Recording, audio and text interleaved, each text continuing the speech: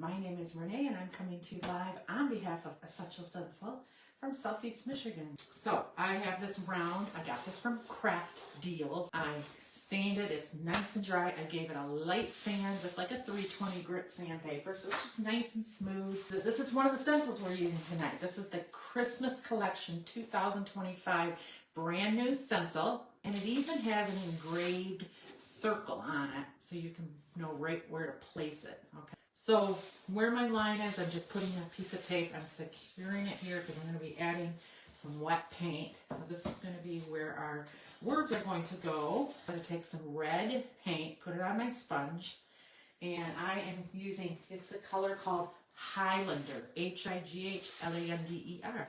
And I'm just going to start here. I kind of want the bottom to be a little bit darker. I'm going to give that a quick dry. Alright, so we're going to put some greens on here. So I'm going to take another sponge.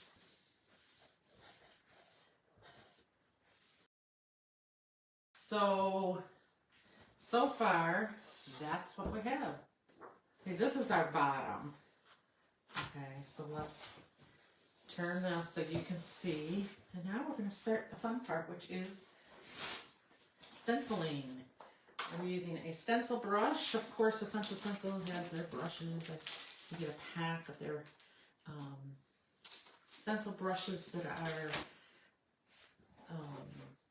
the larger stencil brushes, and then you get stencils in a nice little zipper pouch with the smaller dome brushes, mini stencil brushes. You have to use a dry brush, but you're going to see when I start dancing this brush around my stencil, the first coat will not cover it, but you're starting the process. And what you're kind of doing is putting a barrier between the stencil and the first layer of paint. And it kind of helps from, I feel like if you're going to bleed, it's going to be on that first coat. So always start very lightly. And again, I'm just dancing the brush right up. It's just straight down. It's got a flat end. And they're the best stencil brushes I've ever used. It's all I've used for years now. But and they're very pliable and they move around nice. All right, now look at the difference, and we get 2 coats on. Okay, lift it up, and voila. Okay, here we go. We've got that stencil. We are done with that one. This is what we're using next. This is an oldie but goodie, Whimsical Reindeer. It is a 6x6 pack of 3. And so what I want to do in this section, in the brown section, is I want to put the leaping reindeer. I want to put a reindeer here. And I want to put a reindeer here. Yep. So, you know, again, light coat first. So then before I do the next one, I'm going to keep this one on. And I'm going to do, so I want this one looking this way. And I want this one looking this way. So they're both looking at the prancing. And here we go. This wood is so dry, I'm noticing. Okay. Wonderful. So again, we're going to put it, let's see, that one is there. Ooh, this top part, okay, this is the top, and I wanted to put something that, how am I trying to explain it? I'm not much of a bow maker, so I often use our transfers and stencils to make something that makes like the bow or the top. So the other one I'm going to use for that, there's another stencil that was part of the Christmas collection, and there's 42 of these available, and I'm kind of shocked because I mean this Nordic Christmas pattern, I love patterns, and I'm taking a piece of, here's Scandinavian Christmas Transfers, okay?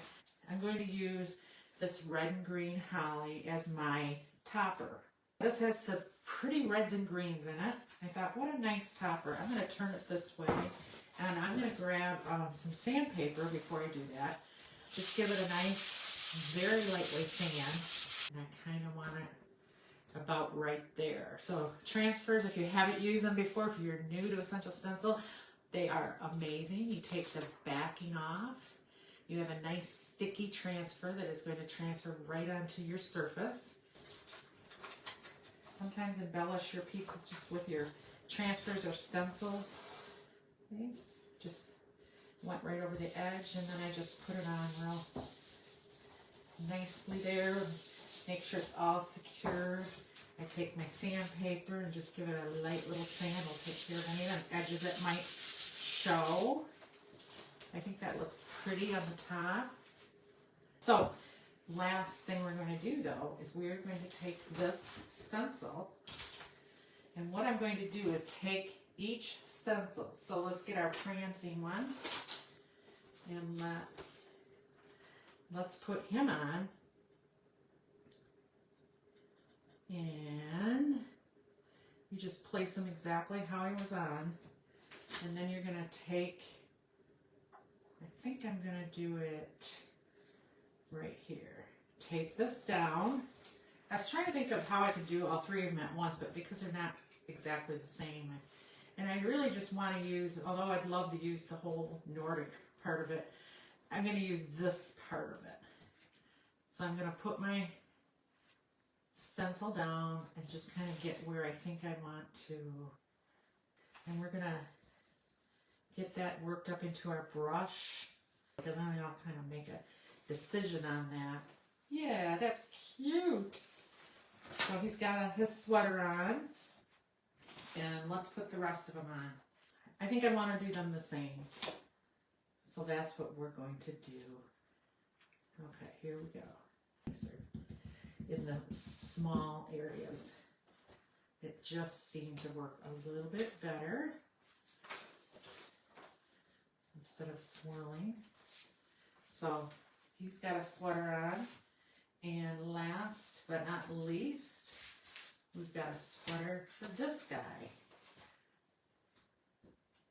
So here's the deer, okay? Then I take the Nordic sweater pattern, and I'm kind of picking where there's just trees and those lines and the snowflakes. I don't want a deer on a deer. So I'm taking the stencil and I'm putting that section of it. Make sure that's on. Can you see how I lined it up with the other ones? Oh, I think that's darling, isn't it? I'll go ahead when this is dry and sand it. I love it. So, yeah, I'll try to put it up real close. You see the parts of it, and it looks like they have sweaters on, right? That's what I'm kind of seeing in that. But anyway, that's what we got to create today. That was so fun. Thanks. Have a wonderful weekend, everyone. Bye-bye.